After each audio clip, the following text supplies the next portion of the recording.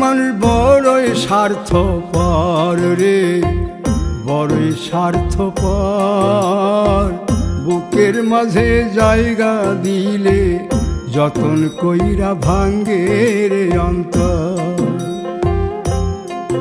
মানুষ বড়ই স্বার্থপর রে, বড়ই স্বার্থপর।